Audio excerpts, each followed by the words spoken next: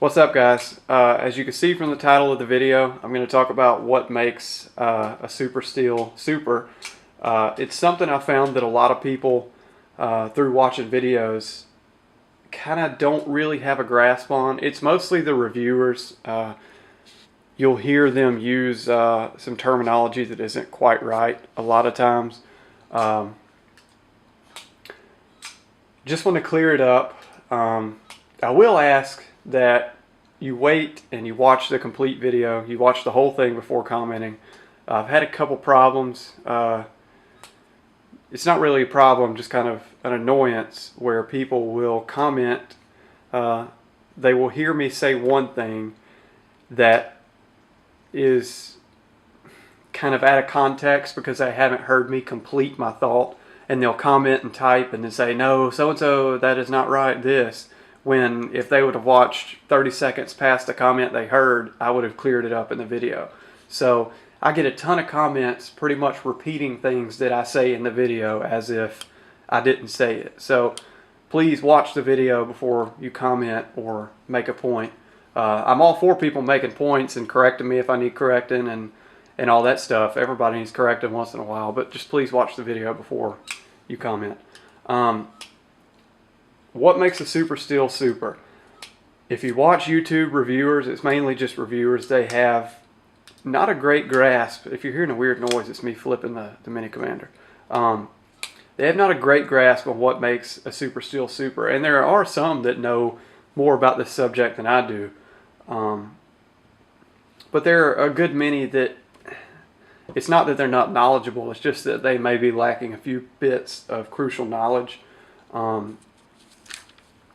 as to what makes a super steel super.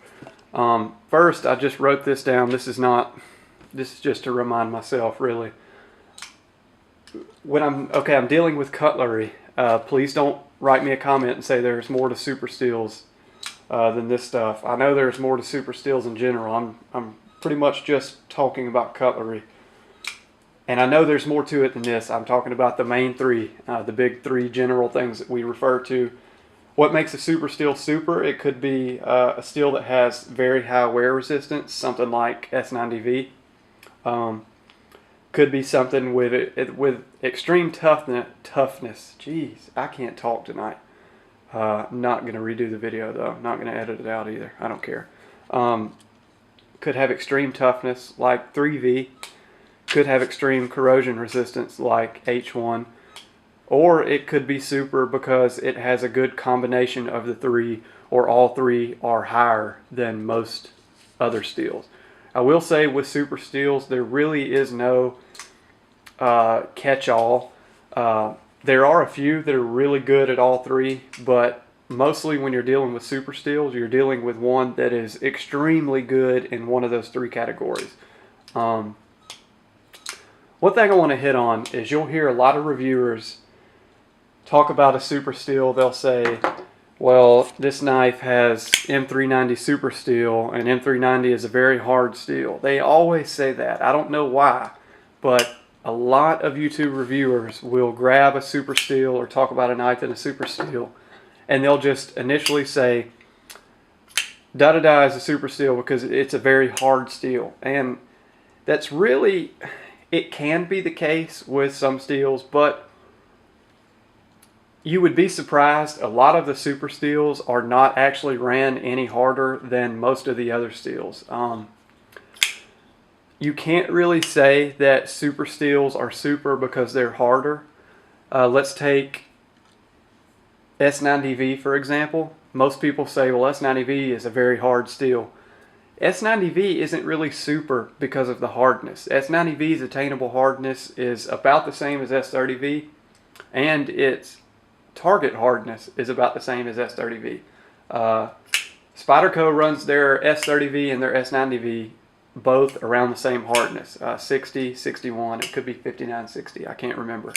But it's right around there. S90V is really no harder than S30V. What makes S90V a super steel is the wear resistance. S90V has a high amount of vanadium in it.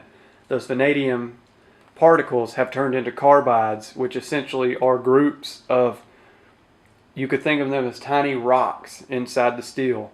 Think of it as chunky peanut butter.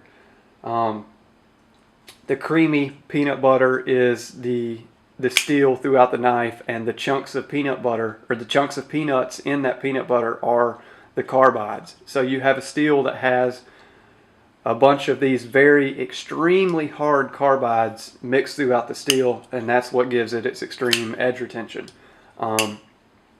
So you can't really just say so and so is a super steel because of the hardness. There are very few steels that are super because of their hardness. ZDP is one where it's normally run extremely hard, but that's just because it wouldn't be very super without the hardness. There are some instances where hardness does play a very good role, or a very big role. Steels like CPM Rex 121,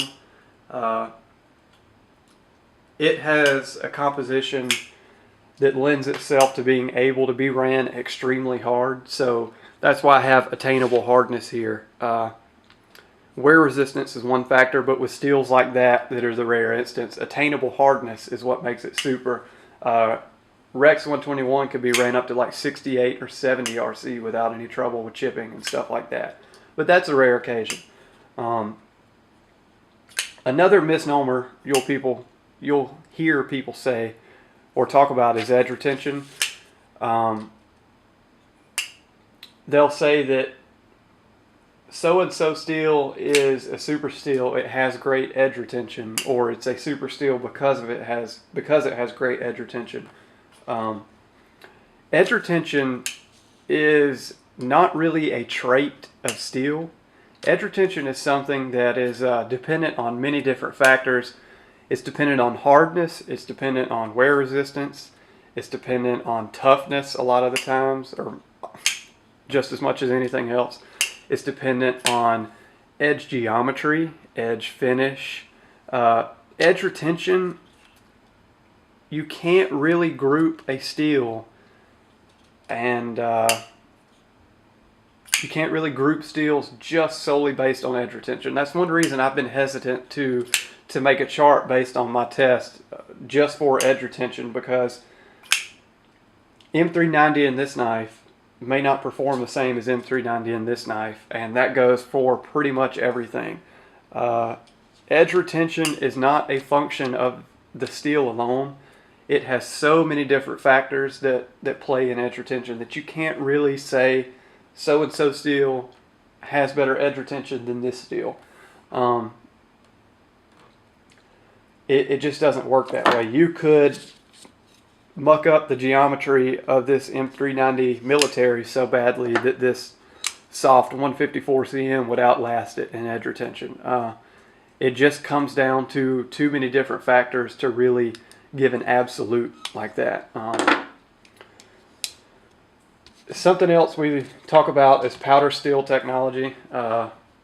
A lot of the super steels we hear about nowadays are powder steels. I just want to hit on this briefly just in case you don't know. Powder steel technology is pretty much a way to make steel cleaner. The elements that are put in the steel, or the alloying elements that are put into the steel, are more finely dispersed. Pretty much what it is the base of the steel is powdered, so you have your iron and your carbon, and all the alloying elements are powdered as well, and they're literally mixed like a cake batter and then smelted down, and that leaves you with a much finer steel. It's much more dispersed, it's much more homogenized. It ends up being a better, finer steel with more wear resistance, more toughness, and a lot of the times more corrosion resistance. So powder steel technology is just something that is a natural progression in the steel world, and it's pretty much what's giving us a lot of these super alloys, super steels. A lot of these super steels wouldn't be a whole lot to talk about without powder steel tech. Take M390 for example. If you just did regular smelting, I guess is the word, without powder steel technology, M390 wouldn't be as good as it is with powder steel tech. It wouldn't be much to talk about, but since we have powder steel tech, we can we could just make it something that it normally wouldn't be. Powder steel tech is not something that I know a whole lot about. I know enough to just give a brief overview of it, but I've never really studied it and what makes it tick. So anyway, I hope this has cleared up a little bit of confusion with people that talk about super steels. You can't really just say steel X is super because of its hardness, because like I said, hardness varies wildly through steels. Trying to give an example. And hardness doesn't always mean better edge retention. You can run steels all the way up to 63, 64, but higher hardness doesn't always mean better edge retention. That's something that a lot of people seem to be confused about as well. When they'll hear higher hardness, they'll automatically think it's better. A lot of people will see that ZDP is ran at, or let's just take S110V. ZDP is ran at 64, but S110V is ran at 61, and they'll automatically think that ZDP is going to be better than S110V at edge retention just based on hardness, when you can't really give that judgment just based on hardness alone. There's so many more factors. But the main thing I want to get out of this is that super steels are not super just because they are hard. Most of the time they're not ran much harder, if any harder, than a lot of the ubiquitous alloys that we see, like 154CM and S30V and VG10 and other steels like that. It comes down to wear resistance, toughness, and corrosion resistance with cutlery, again, like I said. So not really delving into all the intricacies of it, just giving you a brief overview, and hopefully this will enlighten some of you guys that were maybe not so privy to all the facts. So anyway, if I left something out, let me know, because I tend to do that a good bit. I'm thinking I hit on everything I wanted to say, but I can never be sure until I upload it. I always seem to forget until it's uploaded, then I remember. So anyway, thanks for watching, guys, and I'll see you next time.